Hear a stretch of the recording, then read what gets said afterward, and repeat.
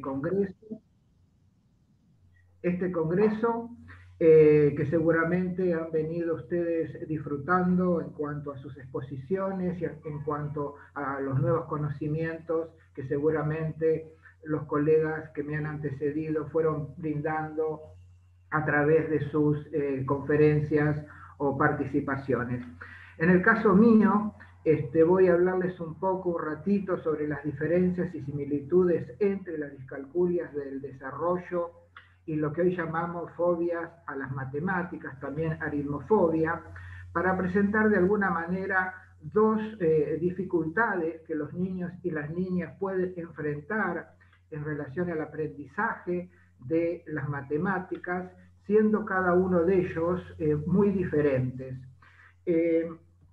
Por supuesto, ahí está, ya leyeron los antecedentes, solamente les estoy mostrando abajo el correo electrónico mío, si ustedes lo quieren tomar ante cualquier consulta, tanto en el caso mío como la doctora Eusebio, que me acompaña desde hace muchos años trabajando en neuropsicología infantil y neuroeducación en la Argentina y en toda Latinoamérica, en Estados Unidos, ¿no es cierto? Y también de alguna manera en España.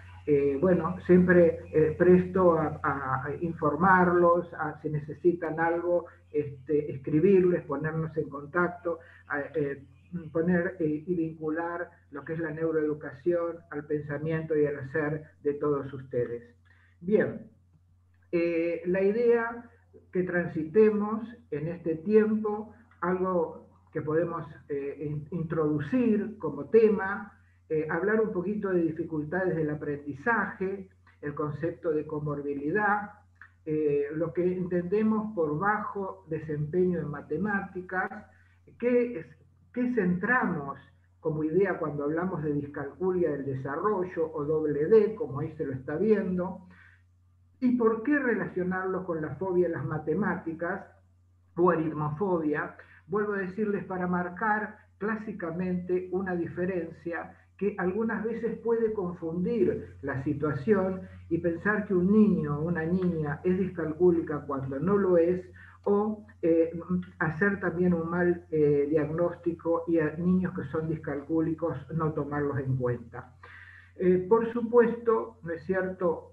Vamos a ver que todo mi enfoque, que si ustedes quieren es el enfoque de los últimos 45 años que vengo dedicando a la neuropsicología, es precisamente en el marco de las neurociencias y sobre todo de las neurociencias aplicadas a la educación en estos últimos 20 años.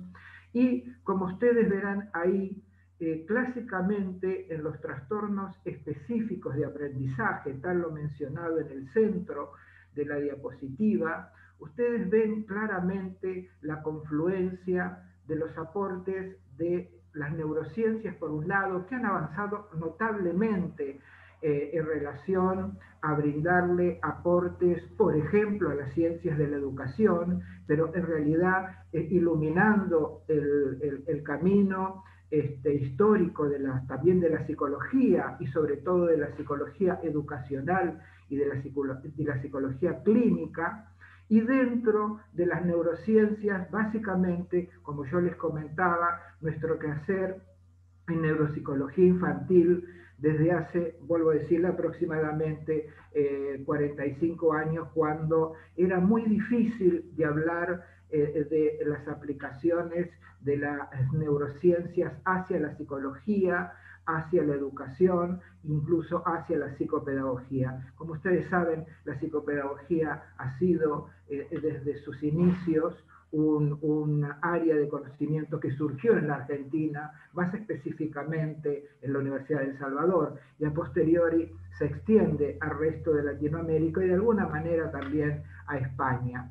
A eso se agrega, obviamente, los grandes aportes hechos de las ciencias cognitivas, y dentro de las ciencias cognitivas, de las 6 clásicas ciencias cognitivas, especialmente de la psicología cognitiva, que ha iluminado conceptos como los de atención, los de memoria, que después un poco vamos a ver en relación a lo matemático. Y por último, el agregado de la pedagogía y la didáctica, ¿no es cierto?, que nutren de alguna manera y le dan sentido a lo que es neuroeducación.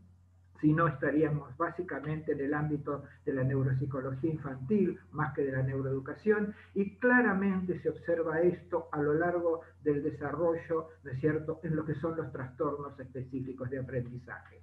Ustedes me dirán que es una visión que quizás siga siendo resistida.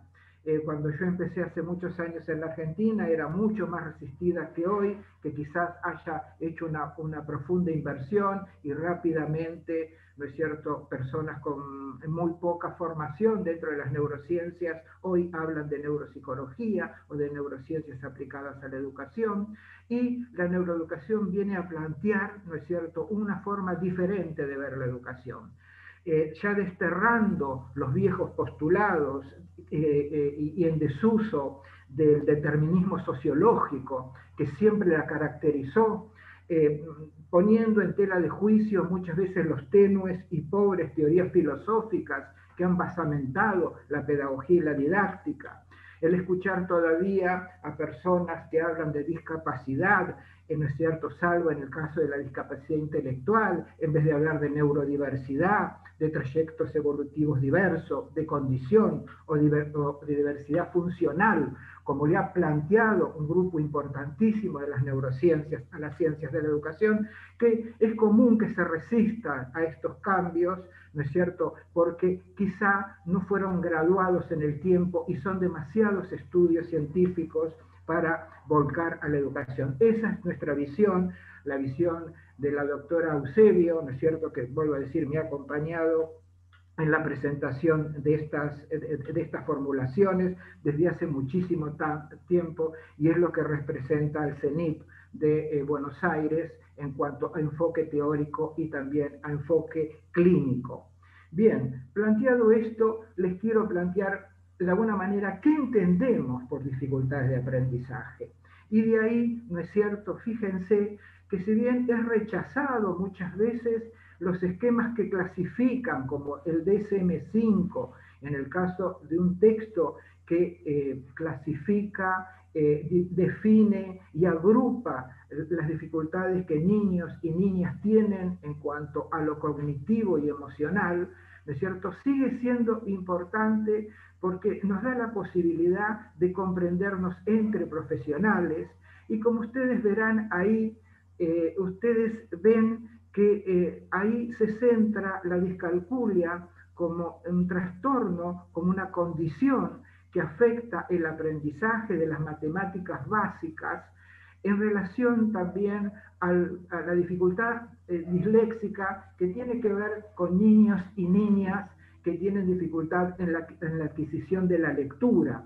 Lo mismo que en el caso de las disgrafías, en este caso las disgrafías léxicas, que podríamos decir es la dislexia llevada a la escritura. Observen que están agrupadas en la primera agrupación dentro de esas categorías, dentro de lo que llamamos trastornos específicos de aprendizaje, y si ustedes quieren, como le digo, desde otra mirada de las neurociencias como condición específica del aprendizaje. Pero cuando nosotros nos enfrentamos, vemos a estos niños, que vamos a ver después la cantidad, ¿no es cierto?, la prevalencia que hay en nuestras escuelas, en las escuelas de cualquier país, bajo cualquier metodología. Tomen ustedes básicamente los trabajos hechos en Estados Unidos, los trabajos hechos en Canadá, los trabajos hechos en España, ¿no es cierto?, en lenguas transparentes, en lenguas opacas, y van a ver que ese porcentaje, y bajo diferentes metodologías de estudio y de enseñanza, siguen siendo los mismos. Por eso los marcamos dentro de los trastornos de las condiciones del neurodesarrollo. Pero es raro encontrar hoy niños que, diríamos, solamente pueden tener problemas en la adquisición de las matemáticas básicas. Generalmente es frecuente encontrarlos en grupos de cuadros comórbidos, es decir, relacionados con otros cuadros.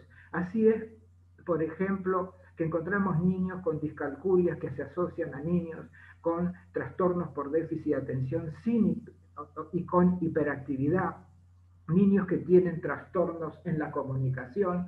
Ahí ustedes verán, ¿no es cierto?, que está situado, ¿no es cierto?, lo que llamaríamos hoy TELO, que en nomenclatura es trastorno específico del lenguaje oral, que ha reemplazado al uso del TEL primero y al trastorno específico del desarrollo del lenguaje, y el caso de los niños con dislalias. Muy fundamentalmente centro en esto, porque hoy los docentes en su formación de grado tienen que profundizar en los aspectos que tienen que ver fundamentalmente con el lenguaje y con el lenguaje oral, ¿no es cierto? En la Argentina pasa lo mismo, quizá en los cuadros, en los casos de la formación de los profesionales en psicología, los profesionales en psicopedagogía o en ciencias de la educación o en psicomotricidad, que les falta formación suficiente en el ámbito del lenguaje oral, ¿no? Todavía sigue habiendo docentes o profesionales que pueden interpretar que un niño tiene problemas en el lenguaje oral cuando tiene problemas en la expresión, ¿no es cierto? Y hay niños que tienen problemas serísimos en el lenguaje oral sin que se exprese eso en una forma de trastorno a nivel de la expresión. Fíjense ustedes en el caso, por ejemplo, de los niños con trastornos pragmáticos en el uso del lenguaje. Bien, por otro lado están los trastornos motores, sobre todo aquello que tiene que ver con los trastornos en la coordinación motora. Si bien eso no lo agota, porque hay niños que tienen problemas, ¿no es cierto?, de movimientos repetitivos, estereotipados, el caso básico de los niños con trastorno del espectro autista, y también el gran capítulo de los niños con tics, de tics motores, en tics fónicos, las formas más rimbombantes que serían las formas de Gilles de la Tourette, el turetismo. Todos esos niños, este colectivo de niños está integrado a nivel escolar y necesita desesperadamente que el docente tenga las herramientas para poder trabajar con ellos. Es indudable de las neurociencias aportadas hacia las ciencias de la educación que nosotros sabemos que los niños que llamamos neurotípicos, que antes se llamaban normales, o niños sanos, como lo hace la pediatría clásica o tradicional, ¿no es cierto? Son niños que aprenden, ¿no es cierto? Y están motivados con cualquier docente y bajo cualquier metodología. Lo que hoy se necesita es básicamente los docentes con formación para este colectivo de niños, que realmente y desesperadamente los necesita. Bien, cuando hablamos entonces de comorbilidad, de lo que va en conjunto, fíjense que estamos hablando de la presencia de una o más condiciones, ¿no es cierto?, aparte de la condición primaria. Y por otro lado, también estamos hablando de los efectos adicionales de esa condición. Eso es una cosa muy importante porque se ha tendido a transmitir, ¿no es cierto?, a los docentes o incluso en el ámbito profesional, que se va a entender por comorbilidad o morbilidad concomitante, ¿no es cierto?, solamente el primer tipo, o sea, cuando hay presencia de un o más trastornos o diferentes condiciones en relación al trastorno primario o a la condición primaria. Pero en realidad, ¿no es cierto?, también se llama comorbilidad o morbilidad concomitante cuando estamos hablando de los trastornos adicionales. Con esto les quiero presentar que en la mayoría hoy de los niños, cuando hacemos diagnósticos, recuerden que en la clínica y en educación el N estadístico es siempre igual a 1, ¿no es cierto? Y eso marca el gran conocimiento que uno tiene en el caso nuestro sobre neuroeducación y en el caso aplicado de la neuropsicología clínica, que básicamente estamos hablando que en la clínica y en la educación siempre el N, siempre lo que representa el N estadístico es igual a 1, ¿no? Con la singularidad que corresponde al cerebro y al cerebro humano a lo largo de la filogénesis y de la ontogénesis. Y por otro lado, lo que le estoy tratando de mostrar es que hay toda una nueva concepción, ¿no es cierto?, en los diagnósticos que serían los llamados niños multidis. Multidis, ustedes se dan cuenta que obviamente es el esquema actual francés, ¿no?, para la aplicación de esto, no solamente a nivel clínico, sino a nivel escolar. Básicamente el pensamiento de Francia, cuando estamos hablando de los DIS, y nosotros hemos adoptado esta forma, llamándolo, en vez de multidis o lo llamamos, mejor dicho, niños multidiagnósticos, ¿no? En vez de utilizar tanto el término multidis, como es común, vuelvo a decir, de la traducción directa de los trabajos actuales franceses. Fíjense, es de una publicación de 2014, pero sigue siendo, de cierto, lo más utilizado en este momento. Entonces, cuando hablamos de multidis, estamos hablando de asociaciones de dificultades, en el caso de que un mismo niño o una misma niña puede acumular 2 o 3 trastornos o 2 o 3 condiciones, ¿no es cierto?, en el mismo momento. Y vuelvo a decir, es lo más común que ustedes van a tener dentro del ámbito escolar, y no un niño que solamente o en forma pura tenga trastorno a nivel disléxico o a nivel de lo que serían las discalculias. Si nosotros enfrentamos, ¿no es cierto?, en este momento la visión de perspectiva de los trastornos, ¿no es cierto?, o de las condiciones que tienen que ver con las dificultades a nivel aritmética, que podemos llamar condiciones o también discalculia, vamos a encontrar que actualmente, ¿no es cierto?, hay 3 perspectivas, 3 marcos teóricos que se relacionan entre ellos para tener la actual visión de las dificultades en matemáticas. Uno serían los enfoques cognitivos, ¿no es cierto? Los primeros serían los enfoques conductuales. Esto es un orden arbitrario, simplemente para presentarlos. Y el otro, los enfoques neurocientíficos, de los cuales, vuelvo a decir, nosotros los representamos.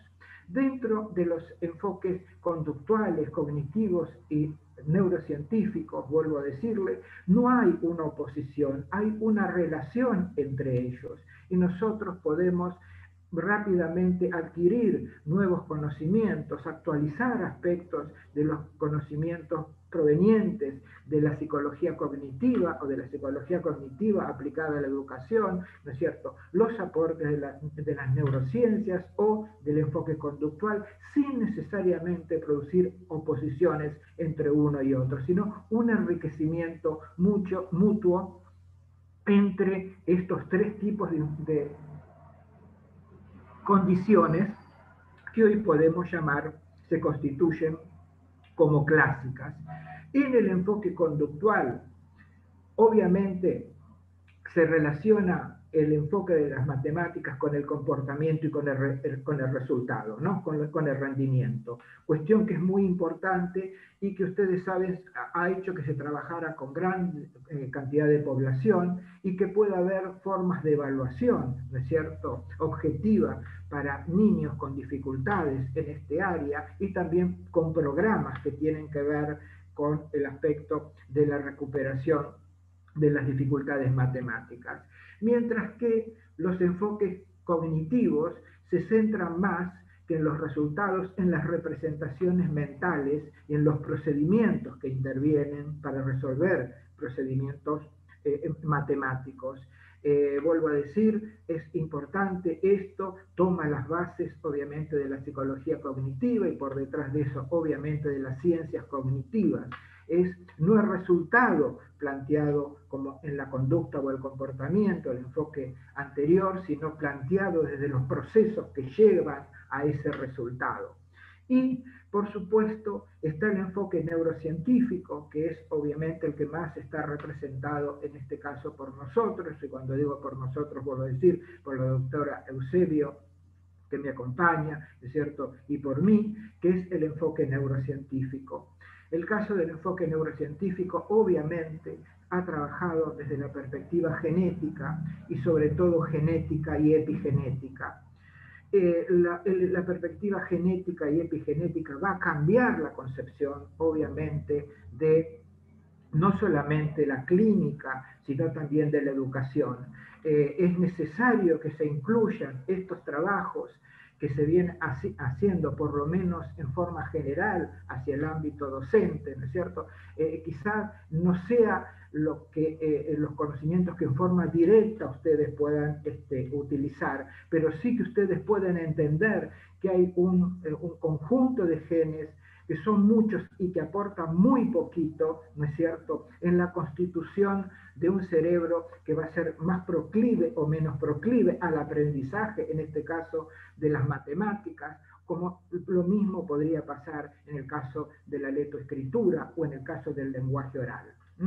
Por otro lado, están marcadas las dificultades dentro de los trastornos del neurodesarrollo. Es decir, cuando clasificamos a los niños que tienen estas dificultades, aparte de estar enmarcados dentro de los trastornos específicos del aprendizaje, esos trastornos específicos del aprendizaje hoy se reconocen como trastornos del neurodesarrollo, que también es importante que ustedes lo extiendan y lo profundicen.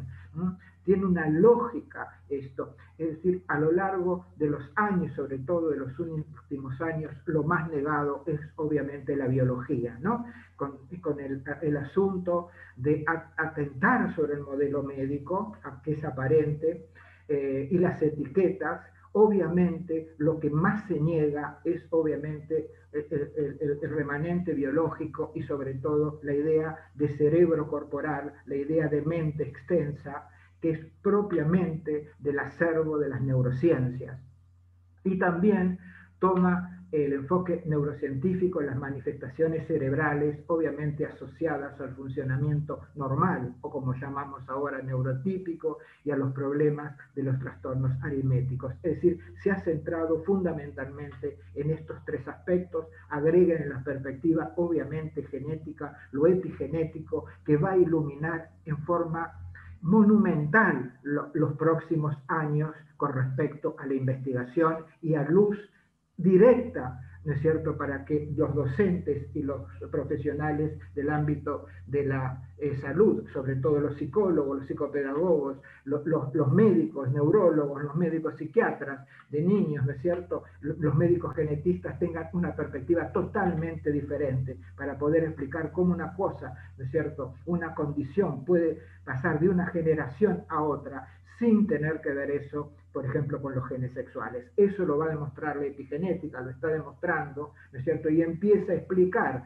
desde el punto de vista científico algunas cuestiones que se venían mencionando desde un punto más intuitivo, desde la psicología, sobre todo de la psicología clínica.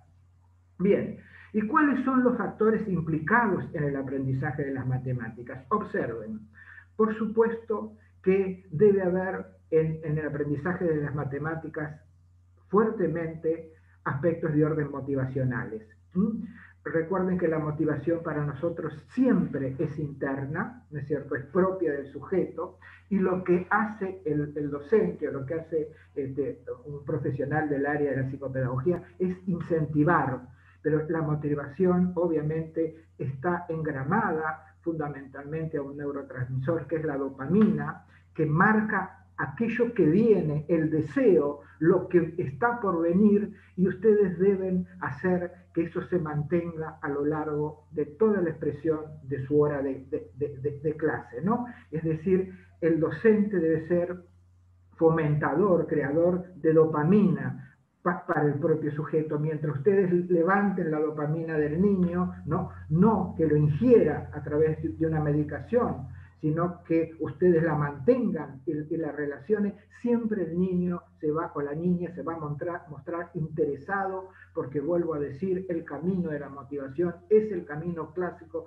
de una de las ramas que tiene la dopamina, y que va a hacer que se mantenga absolutamente atento y expectante de lo que ustedes están tratando de explicar.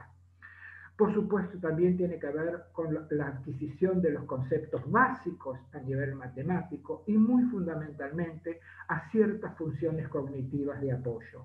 ¿Y cuáles pueden ser algunas de esas funciones cognitivas de apoyo? Por supuesto, la que mencioné antes, que es el lenguaje, ¿no? Muy particularmente el desarrollo del lenguaje oral, que pueden ustedes trabajar con los niños desde muy pequeños, ¿no es cierto? Hoy ya hay ideas, programas que tienen que ver acerca del trabajo con el desarrollo del lenguaje oral a través de cuentos, ¿no es cierto? Pero ya no de cuentos que el docente elige y lee, sino son cuentos cortos de temas muy interesantes para los niños que uno va cortando en el desarrollo y fuertemente los hace participar a ellos, ¿no? Eso es muy importante porque hoy se sabe que en inicial, sobre todo en la escuela inicial, sean como sean los niños y las niñas, es importantísimo, vuelvo a decir, el trabajo con el lenguaje oral, con las funciones ejecutivas, claramente con las funciones ejecutivas, y si ustedes quieren tener niños más comprometidos con lo que le pasa al otro, con lo que siente el otro, seguramente un aporte importantísimo es hacer juegos teatrales, ¿no? Eso está muy marcado desde la neuroeducación con sus bases en neurociencias, pero vuelvo a decir, son cuestiones que no es cualquier forma de trabajo con el lenguaje oral y mucho menos con cualquier forma de trabajo en las funciones ejecutivas, ¿no? Que requieren, las funciones ejecutivas de alguna manera son las funciones de las funciones y hay que entender muy bien de qué se trata y cómo uno puede trabajar con esto, desarrollándolo desde muy pequeños con todos los niños, con niños que tienen dificultades y que no las tienen. Bien, por supuesto también se ponen en juego la percepción y la memoria, sobre todo en el caso de las matemáticas, muy particularmente de una forma de memoria que es la memoria de trabajo, que para algunos se incluyen dentro de las funciones ejecutivas, y la memoria a largo plazo semántica, que también le da forma. Y funciones atencionales, que ahí se comprometen o se relacionan con las funciones ejecutivas. Y dentro del pensamiento, entre otros, por supuesto, aspectos netamente que tienen que ver con el pensamiento humano como especie, en cuanto a desarrollo filogenético, como sería el pensamiento abstracto y el pensamiento recursivo o recurrente. Aspectos importantísimos para que ustedes trabajen como base a lo que tiene que ver con las matemáticas. Lo que les quiero también decir, que obviamente niños o niñas con dificultades en estas funciones, obviamente eso va a impactar en el aprendizaje de las matemáticas, ¿no? Entonces no sería una dificultad en este caso primaria, como en el caso de las discalculias, sino sería una dificultad secundaria por el problema en alguno de estos aspectos. La neuropsicología clínica trabaja con esto especialmente en su fase que hoy llamamos exploración neuropsicológica infantil, y les podría dar a ustedes un panorama claro en cuanto a lo que son las fortalezas y las debilidades del funcionamiento cerebral de ese niño, para que ustedes orienten todo su trabajo a nivel de escolar y hagan que cada uno, ¿no es cierto?, tenga, como les decía antes, una visión desde lo que sería el n igual a 1, ¿no? Lo que sería la individualidad de cada uno. Bien, si nosotros nos situamos con el bajo rendimiento en las matemáticas, observen más o menos este cuadro de factores. Por un lado, encontramos dificultades en la adquisición de las matemáticas, y hay dos grandes grupos. Uno formado por factores de orden socioculturales, de los cuales quizás sean para ustedes los más conocidos, lo mismo que factores pedagógicos. Factores pedagógicos obviamente va a tener que ver con niños que pueden tener dificultades en las matemáticas porque el docente no tiene ningún método para enseñar matemáticas, ¿no? O niños que por un motivo u otro no van frecuentemente a la escuela, ¿no es cierto? O niños que han cambiado reiteradamente por ahí de docentes, sobre todo en el primer año escolar o los primeros años escolares, donde el niño es impactado por lo que pasa a nivel de las instituciones, sea de las instituciones, ¿no es cierto?, sociales, de la propia educación o del propio aula. Y también, obviamente, va a tener que ver con factores afectivos. Por eso quería después mostrar qué es el caso de los niños con dificultades en las matemáticas, pero que no se relacionan directamente con las discalculias. Y después tenemos aquellos que tienen que ver con déficits cognitivos específicos. Y los déficits cognitivos pueden ser generales o circunscriptos. Esto desde el punto de vista, obviamente, de la lectura que hacen las neurociencias. Los trastornos de orden generalizados, piensen ustedes en los niños, por ejemplo, con discapacidad intelectual. Única, diríamos, nomenclatura que nosotros seguimos utilizando la palabra discapacidad porque saben que ha reemplazado el viejo concepto de retraso mental.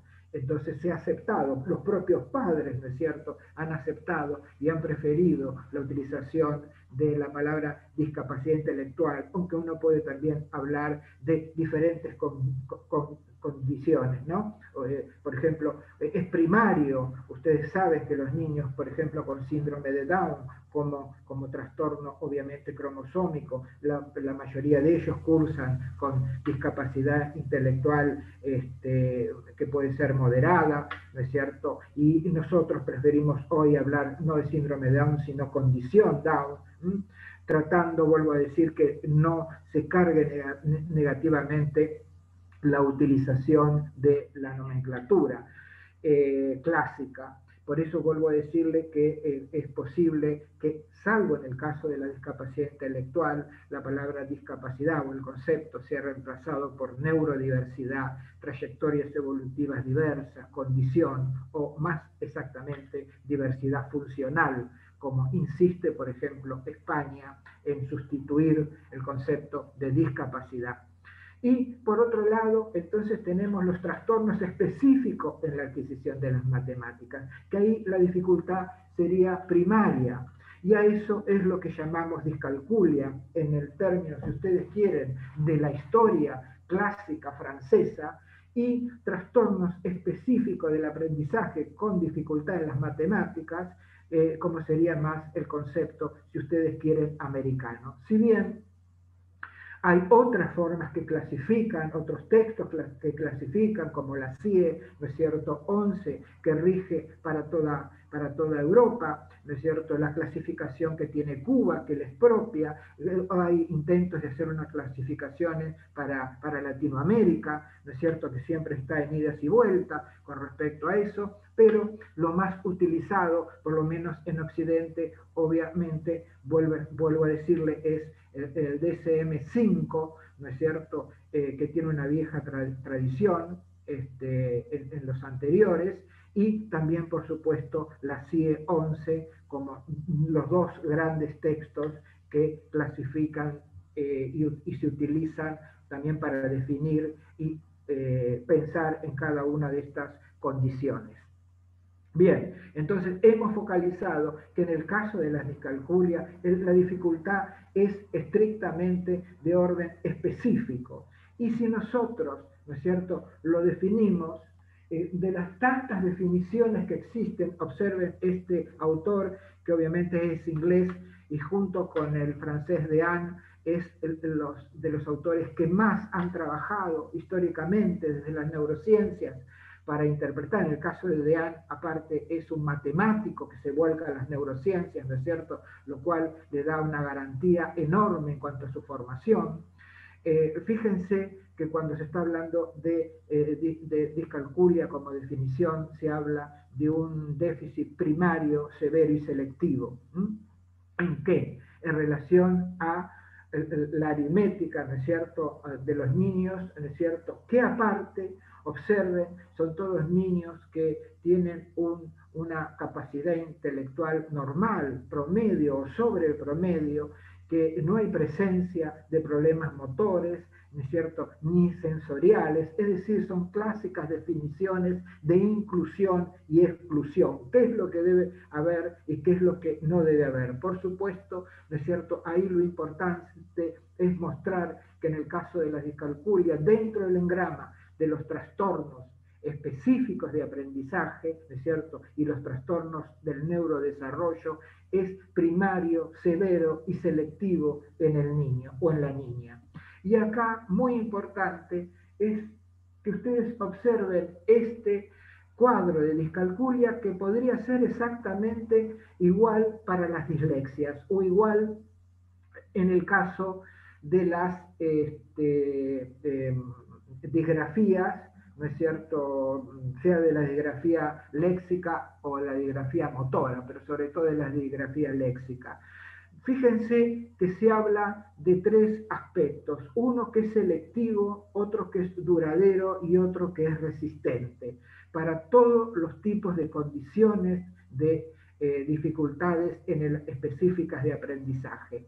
Pero nosotros hoy sabemos, después de mucho tiempo de hacer clínica y de mucho tiempo de investigación clínica y básica, que de estos tres aspectos, que en principio pensábamos que el más característico era la selectividad, hoy sabemos que es la resistencia.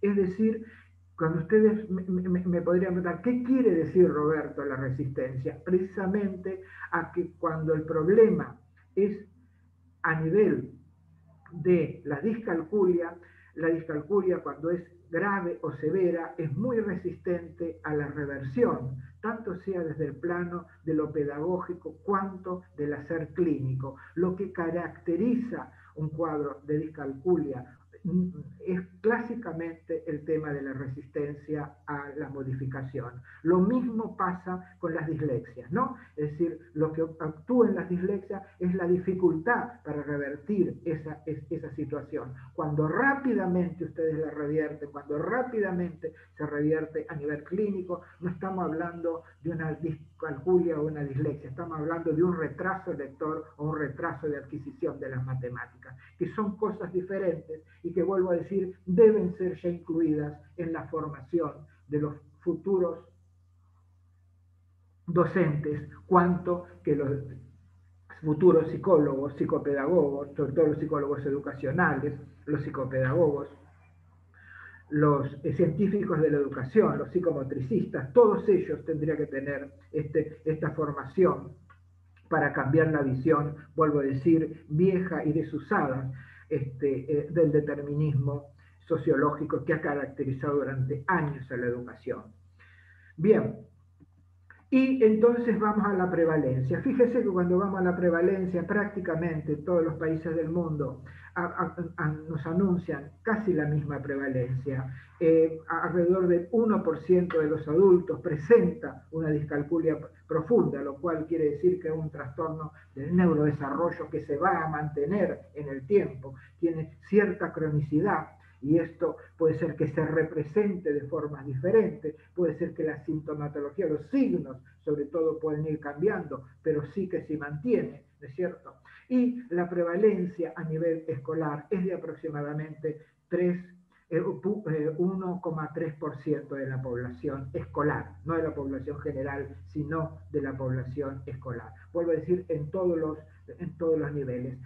Por supuesto, en su momento, ¿no es cierto?, siempre dudamos si era prevalente, digamos, en los varones o en las mujeres. Hoy se cree que tiene la misma prevalencia en uno y en otro. Antes, siguiendo el esquema de la dislexia, se pensaba 3-1, 4-1 a favor de los varones, generalmente relacionado al papel de la testosterona en el armado del cerebro. Hoy se cree que el número es aproximadamente igual entre unos y otros, ¿no?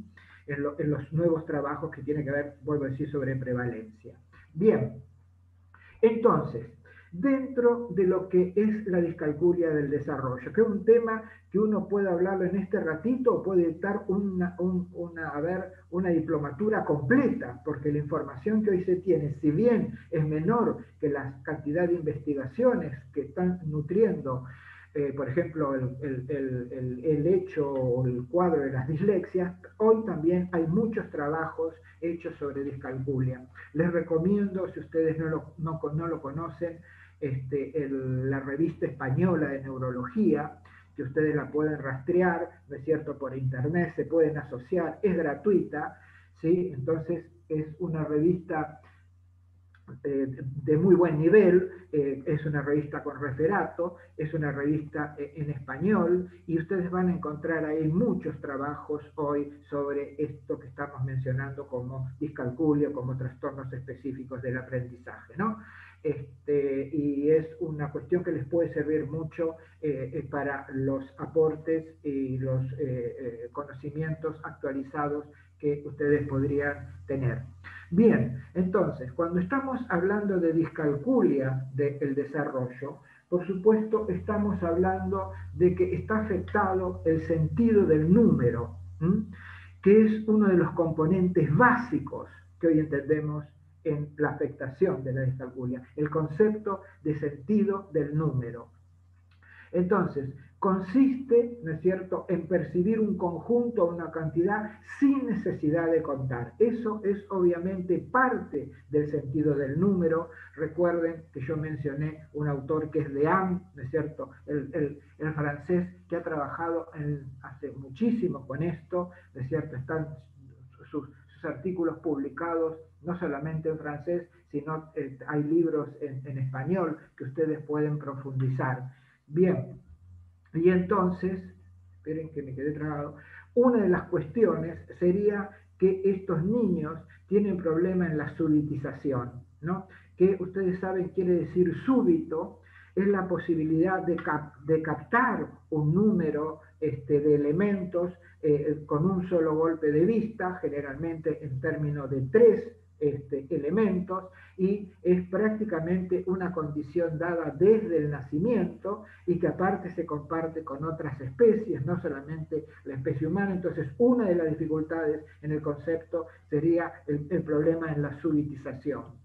El otro, obviamente, es la dificultad en la estimación. En este caso, la estimación es la forma de calcular aproximadamente el número de elementos en un conjunto grande, ¿no es cierto? Cuando la muestra es muy grande, uno intenta hacer estimar la cantidad. También, obviamente, es un concepto que tiene que ver con el sentido del número y que, como les decía antes, es una condición que también tienen otras especies, no solamente la especie humana, también hay otras especies que obviamente van a estimar en términos de salvar, por ejemplo, su propia vida. Y no es tan precisa como la numeración o el recuento, pero algo que realmente sirve y es operativo. Con esto lo que les quiero decir, si un niño tiene dificultades primarias en el aprendizaje, es muy importante que ustedes como base trabajen con este sentido del número, que es a través de los trabajos de subitización y los trabajos de estimación. Bien, y por supuesto está el tercer nivel que tiene que ver con la numeración o el recuento, y en este caso es la forma precisa para contar el número en elementos que le son exactos, ¿no? En este caso, en el sentido del número, obviamente, y como les decía antes, es un sentido o una condición, si ustedes quieren, que le es innato y es fundamental, es el punto de partida hoy para la mayoría de los neurocientíficos, para el desarrollo posterior del aprendizaje numérico, y el recuento y la numeración, por supuesto, se van a desarrollar y automatizar gradualmente. Muy particularmente, vuelvo a decir, la idea de subitización o de súbito y la idea de estimación, que sería aquello propiamente característico del sentido del número, es lo que en particular falla y es lo que demuestra de entrada lo que pasa en un niño que tiene discalculia, y que lo va a constituir entonces como el eje del problema. En la discalculia entonces habría una alteración en el sentido del número, por eso es un trastorno del neurodesarrollo, y es una habilidad, como le decía, innata, que permite cuantificar los elementos en nuestro entorno. Eso es lo que se encuentra desfavorecido en esa condición. Esto hace, ¿no es cierto?, que si nosotros vemos en esta figura qué es lo que pasa, en el caso de las discalculias, si nosotros tenemos todo el engrama de los problemas en el aprendizaje, el caso de las discalculias, de la misma forma que en el caso de las dislexias o la disgrafía léxica, hay una situación que es del propio niño, por eso estamos hablando de una etiología intrínseca, o sea, algo que hay que hacer con el propio niño. Eso básicamente tiene que ver con el hacer, obviamente, del niño, y ahí se extiende, importante, la función que puede tener la familia, ¿no es cierto?, para la recuperación, el ámbito escolar, desde luego, y si es necesario también la intervención de orden psicopedagógica o de orden de la psicología educacional, pero vuelvo a decirle, desde las miradas, desde el observatorio de las neurociencias. Bien, entonces ahí estamos viendo una dificultad que es intrínsecamente al niño en el aspecto matemático. Y esto culmina, de alguna manera, lo que estoy tratando de mostrar, si ustedes se dieron cuenta, esto es como un iceberg donde he tratado de mostrar más aspectos de orden cognitivo, algo de orden comportamental, he evitado obviamente todos los trabajos o la mención hacia lo genético, y dentro de la mención de lo que tiene que ver los aspectos anatómicos muy trabajados, observen, ¿no es cierto?, que se ha ya destacado cuáles serían algunos aspectos disfuncionales dentro del cerebro de un niño o de una niña que tuviese dificultades en orden a lo que sería la discalculia. Fíjense en las regiones que estarían comprometidas, ¿no es cierto? Y vuelvo a decir, no es porque haya un gen para las matemáticas, lo que hay son diferentes genes que aportan un poco en la construcción de un cerebro más proclive o menos proclive para el aprendizaje de las matemáticas. Fíjense que puede haber problemas por activación reducida y por activación anómala o con dificultad en relación a la densidad de la materia gris o blanca, o sea, la conectividad que hay en diferentes zonas a nivel cerebral, tanto sea en el hemisferio derecho en cuanto al hemisferio izquierdo, pero en el caso de la discalculia, fundamentalmente en el caso de la dificultad en el funcionamiento, muy particularmente del hemisferio izquierdo. Y ahí tienen las formas de conexión y los lugares. Con esto no voy a profundizar, no es una clase de neuropsicología lo que intento dar, es lo que les estoy tratando de mostrar, sobre todo a aquellos que son docentes, que esto tiene una base científica, una base experimental basado en lo que podríamos llamar la investigación clínica y hoy también la investigación básica. Tanto sea en niños o en adultos, por ejemplo en adultos donde hay dificultades aún en las matemáticas como discalculia arrastrada desde la niñez, por eso es un trastorno del neurodesarrollo, ¿no? Y vuelvo a decirle, fíjense la implicación de alguna manera de ambos hemisferios en la producción de las matemáticas y en las dificultades también, con cierto predominio hacia el hemisferio izquierdo.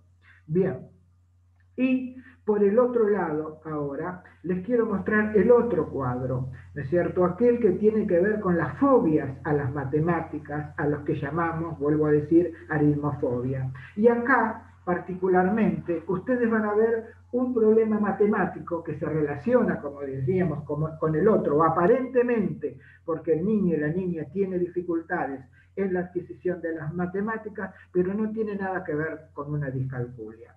Entonces, las fórmulas y las ecuaciones provocan en algunas personas verdaderos ataques de pánico. A eso es lo que llamamos aritmofobia, ¿no? Mucho más relacionado con aspectos de orden, si ustedes quieren, emocional.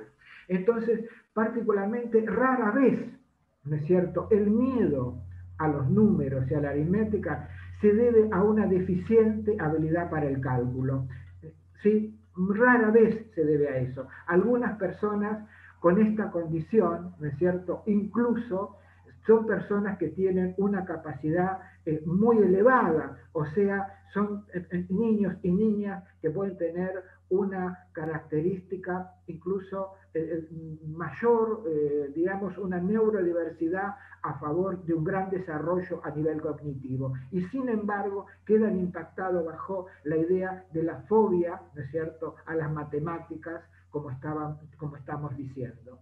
¿Y cuáles son las características de la aritmofobia?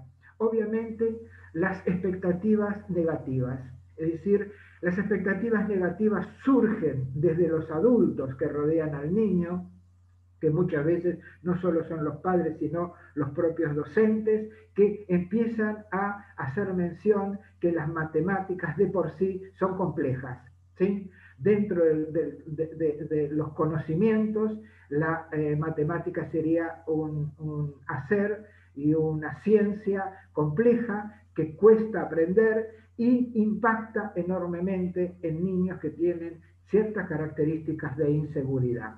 Entonces aparece como consecuencia, ¿no es cierto?, el desarrollo de ¿qué? De un patrón de evitación. Vuelvo a decirle, comparen esto que no tiene nada que ver con un trastorno primario, como sería el caso de la discalculia. Es secundario al impacto que ustedes están produciendo en el desarrollo de este conocimiento de estos niños. Bien, ¿por qué algunos niños muestran reacciones extremas cuando se enfrentan a las matemáticas? La razón, obviamente, para muchos neurocientíficos podría hallarse en la imagen que los afectados elaboran de las matemáticas, las propias ideas que uno va teniendo acerca de las matemáticas. Eso es lo que impacta, obviamente, en forma negativa. Y, por lo general, las matemáticas se consideran como una materia complicada, ¿no? Cuando en realidad, si ustedes quieren, podría decirse que es compleja, pero jamás complicada, pero uno aparece con la idea de lo complicado. Lo complejo no quiere decir que no pueda ser entendido. Muchas personas, por ejemplo, van a ver que afirman, y eso se observa incluso nosotros en la universidad, y sobre todo cuando alumnos o estudiantes, como se debería decir, ¿no es cierto?, enfrentan materias como estadística o como psicoestadística en la carrera de psicología o en la carrera de psicopedagogía o de ciencia, bueno, que nunca ha sido bueno para las matemáticas. Es como una premisa general que marca entonces, ¿no es cierto?, que lo marca a la persona de alguna manera muy negativamente. Enunciados como este transmiten con facilidad ¿qué cosa? El miedo a las matemáticas. De que el niño vaya construyendo ese miedo a las matemáticas, que vuelvo a decirle, muchas veces viene después, pero no sé si voy a realmente llegar, está impreso en los propios docentes, ¿no? Cuando enseñas matemáticas, algunos de los que enseñan matemáticas ya transmiten ellos su propia inseguridad, ¿no es cierto? Y sus propias dudas que van transmitiendo a los niños como básicamente un saber difícil, complejo. Y los niños entonces reciben continuamente mensajes negativos acerca de las matemáticas. Cuando tales esquemas del pensamiento se instauran, se cristaliza, ahí resulta, de cierto, difícil salir de ellos y constituye realmente un problema que llamamos fobia a las matemáticas, que se va a caracterizar por la evitación, básicamente por la evitación. Bien. Los problemas en el rendimiento, obviamente, en las matemáticas va a producir un cuadro de estrés muy importante en el niño y fíjense que el término estrés queda sin ser traducido del inglés porque el autor del concepto pidió en algún momento que no se traduzca a otros idiomas porque iba a perder el concepto general, ¿no? Por eso lo hemos puesto de esta forma, y que eso va a predisponer, ¿no es cierto?, en que el niño enfrenta un problema serio cuando se lo evalúa o cuando se hace algún tipo de exploración de orden matemático, que se expresa, ¿no es cierto?, en ensayos experimentales, cuando uno en ensayos experimentales necesita utilizar aspectos de orden matemático, así también se puede ver en alumnos incluso universitarios, y en el tiempo limitados para resolver. Todos estos aspectos, vuelvo a decir, no relacionan el cuadro con un niño primariamente con problemas en la matemática, como es el caso de la discalculia, sino que tiene problemas secundarios que le traen problemas matemáticos. Se parecen unos a otros, pero el origen es esencialmente diferente y el camino de uno y otro es diferente. Fíjense que eso también tiene una explicación de orden neurocientífica, ¿no? No perdamos la óptica, que esto es ciencia, ¿no es cierto? No es un acercamiento ingenuo hacia el problema, sino que la visión es desde la neurociencia. Y desde la neurociencia explica qué es lo que pasa. Fíjense, la amígdala, ¿no? Que controla, que está dentro de lo que es el sistema límbico y controla obviamente los estados emocionales, sobre todo lo que tiene que ver con el miedo, permanentemente está excitada por ese asunto de la fobia a ese contenido, ¿no?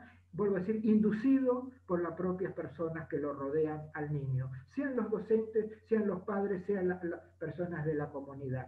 ¿Y esto cómo repercute? ¿Cómo repercute? Observen esto, que es una parte de la repercusión. Por eso les digo, esto está visto desde el punto de las neurociencias. Obviamente va a impactar en funciones que tienen que ver con lo que se llama funciones ejecutivas, muy particularmente, ¿no es cierto?, en dos áreas que son prefrontales. ¿Sí? Lo prefrontal es lo más tarde en lo que madura y por eso más influencia tiene por parte del medio. ¿Y dónde influye? Es decir, por el control del miedo, el niño exacerba lo que sería la corteza ventromedial, que controla las emociones, ¿sí? Y en su contraposición, o en contraposición, baja el nivel de la corteza prefrontal dorsolateral, que maneja sobre todo, ¿qué cosa? La memoria de trabajo.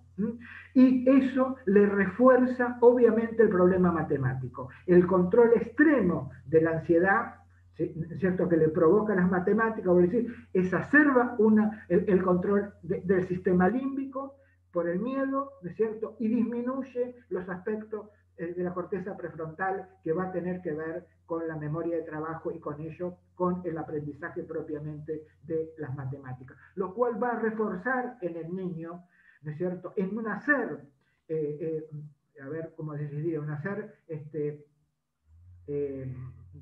no específico del funcionamiento cerebral, o si ustedes quieren, disfuncionado, sobre todo de la corteza prefrontal, entre otras cosas, porque no es solamente esto, ¿sí?, que el niño refuerce eso de que no es bueno para las matemáticas. Bien, no puedo seguir mucho porque sé que estoy en la hora y no quiero ocupar parte del otro porque no me parece justo. Solamente les quiero mostrar esto.